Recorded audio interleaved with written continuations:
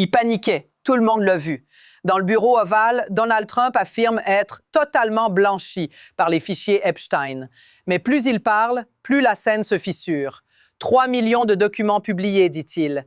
Des millions d'autres manqueraient encore. Il demande au ministère de la Justice d'abandonner l'affaire. Il insiste.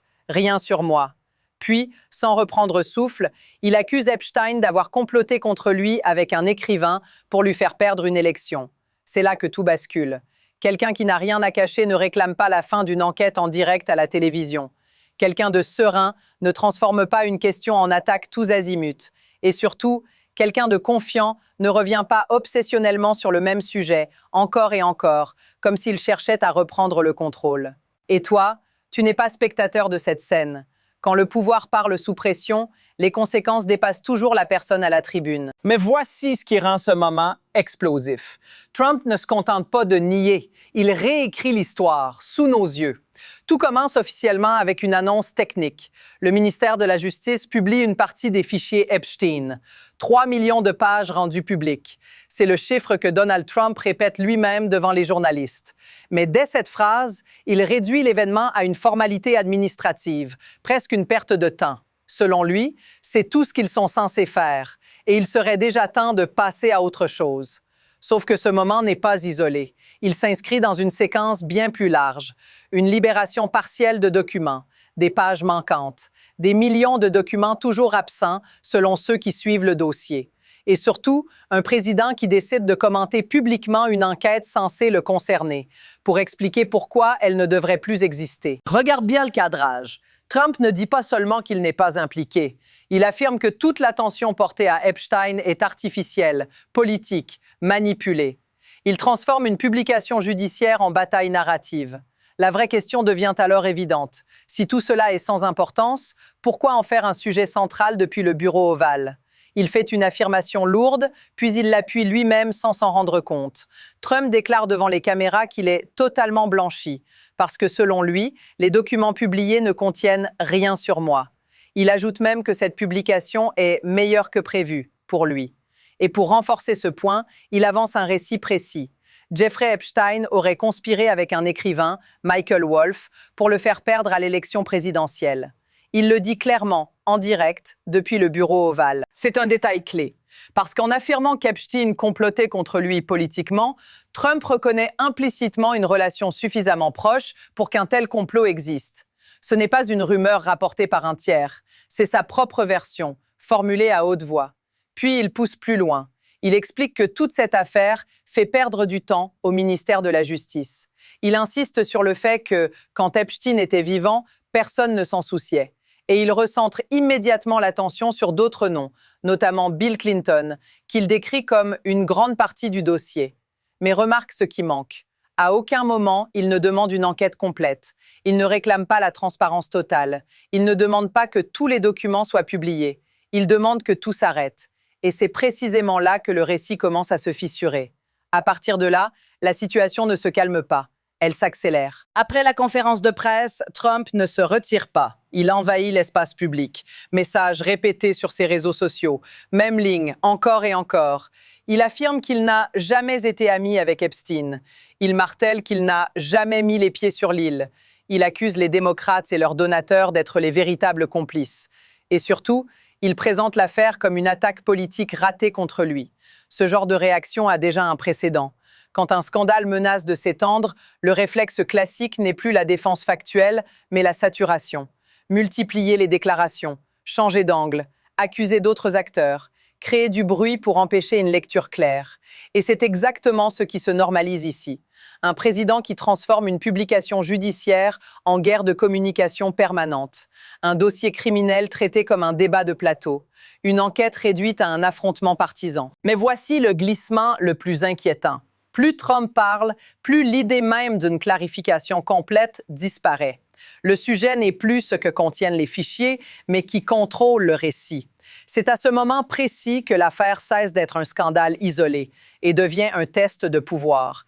Cette fois, les faits deviennent plus difficiles à contourner. D'un côté, Trump affirme n'avoir rien à voir avec Jeffrey Epstein. Il répète qu'il ne le connaissait pas vraiment. Pourtant, lors de la conférence, un détail saute aux oreilles. Il parle d'Epstein en l'appelant spontanément Jeffy, puis Jeffrey. Pas une hésitation, pas une correction, un réflexe.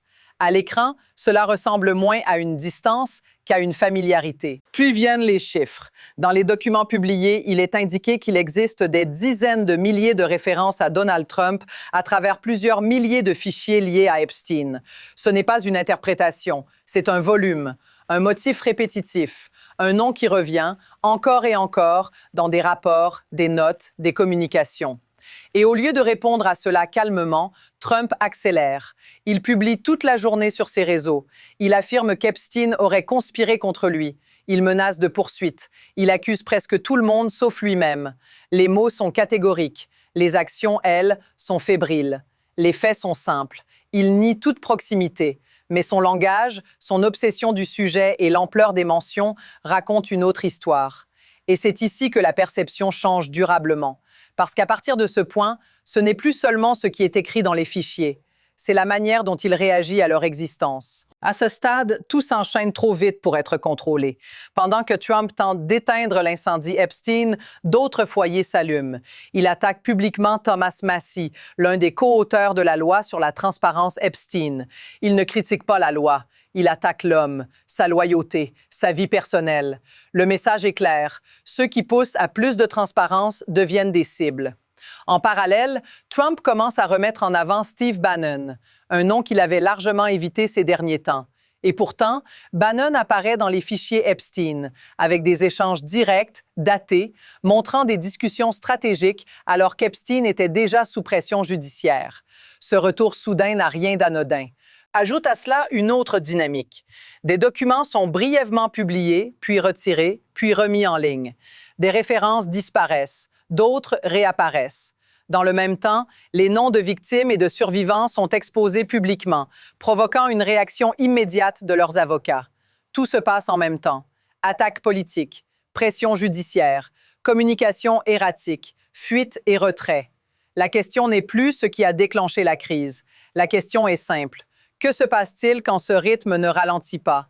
À ce moment-là, l'histoire quitte les couloirs du pouvoir et arrive chez toi. Parce que quand des fichiers judiciaires sont publiés puis retirés, ce ne sont pas des abstractions, ce sont des noms, des vies, des personnes réelles. Dans ce dossier précis, des survivants voient leur identité exposée publiquement, malgré les promesses de protection. Leurs avocats parlent de retraumatisation immédiate, une urgence, une demande adressée à un juge fédéral pour tenter de limiter les dégâts. Et pendant que cela se produit, le débat public se déplace ailleurs, vers les attaques personnelles, vers les distractions, vers le bruit. Résultat, les personnes les plus vulnérables deviennent invisibles au moment exact où elles devraient être protégées. Pour toi, cela signifie quelque chose de très concret. Si la transparence devient chaotique, elle cesse d'être protectrice. Si le pouvoir contrôle le rythme, il contrôle aussi ce que tu vois et ce que tu ne verras jamais. Ce n'est plus une question de camp politique. C'est une question de confiance minimale dans le système censé fonctionner pour tout le monde. Si cette sensation te paraît familière, dis-le dans les commentaires. Parce que ce sentiment-là ne vient jamais de nulle part.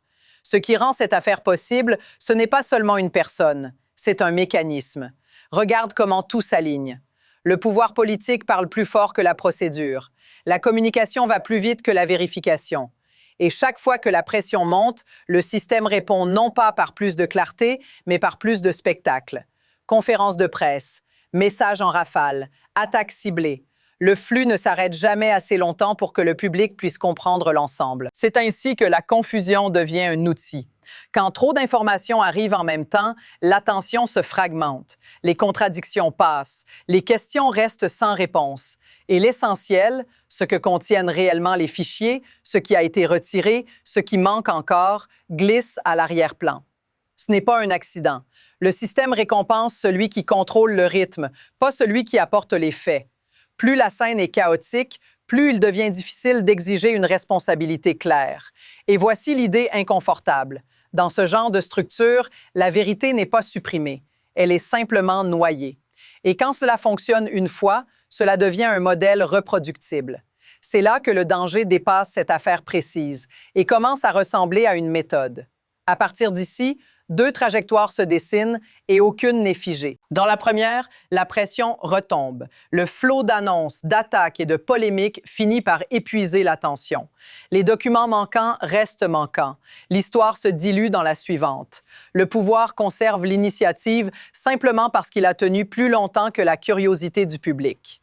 Dans l'autre trajectoire, quelque chose résiste. Les contradictions s'accumulent. Les retraits de documents, les attaques contre les promoteurs de la transparence, les dénégations répétées deviennent elles-mêmes des éléments du dossier. Ce qui devait être refermé reste ouvert, précisément parce que trop de gestes ont été faits pour le fermer. Rien n'indique encore quelle voie s'imposera. Mais une chose est claire, le mouvement est déjà lancé. Les prochaines décisions ne viendront pas d'un discours spectaculaire, mais de détails discrets. Une audience fixée, un document réapparu, une question refusée. Et dans ce genre de séquence, le prochain basculement arrive toujours sans prévenir. Il est souvent déjà en train de se former. Ce qui s'est joué dans cette conférence de presse n'était pas une révélation, c'était une démonstration. Quand un dirigeant dit qu'il est innocent, mais agit comme s'il devait reprendre le contrôle à chaque phrase, l'information la plus importante n'est pas dans les documents, elle est dans la réaction, dans l'empressement à clore, dans le besoin de rediriger, dans la vitesse. Toute cette histoire peut se résumer ainsi. Ce n'est pas seulement ce qui est caché qui compte, mais ce qui se passe quand quelqu'un a peur que le public regarde trop longtemps au même endroit. Aujourd'hui, ce sont des fichiers. Demain, ce sera autre chose. Le mécanisme reste le même.